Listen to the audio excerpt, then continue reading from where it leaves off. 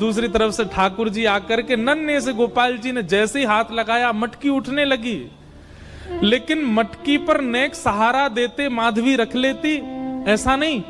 ठाकुर जी मटकी उछा के जैसे जैसे मटकी उछ रही है वैसे वैसे ठाकुर जी लंबे होते जा रहे हैं और बिल्कुल माधवी के नेत्रन के सामने आकर के खड़े है गए। कटाक्ष नेत्रों के सामने कोई गोपी टिक नहीं पाती और माधवी को ठाकुर जी प्रत्यक्ष देख रहे हैं, सामने खड़े हैं कि, और वो एक क्षण के लिए जो रूप माधुरी का दर्शन हुआ, वो दर्शन देकर के ठाकुर जी खिलखिल करते हुए भाग गए वहां से।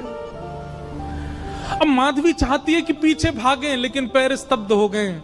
माधवी चाहती है कि चिल्लाए कि रुक जाओ, पर बोल नहीं पा रही है। माधवी चाहती है कि इधर गए मैं नेत्र घुमा करके देख लूं, पर नेत्र घूम नहीं पा रहे। पूरा शरीर मानो जैसे एक स्थूल स्तब्ध एक मूर्तिमंत की तरह खड़ा हो गया है। केवल नेत्रों से अश्रु गिर रहे हैं, कुछ नहीं कर पा रही, बेसुध है माधवी। वहीं खड़ी रही तब तक जब तक भोर में गोपियां जल भरने नहीं आ गईं।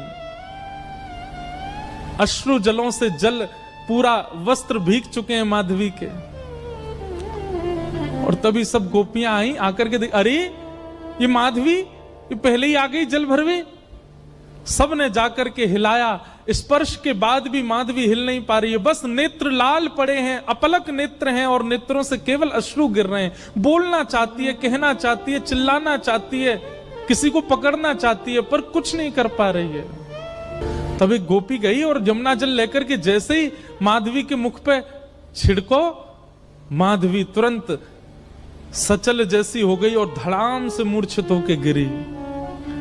गोपियां सब उसके चरण मसलने लगी, हाथ पकड़ने लगी, सिर सहलाने लगी, और जैसे होश में आई, होश में आती बस रो रही है और पूछ रही है वो कहां है, मोहिनी मूरत सांवली सूरत, वो कहां है।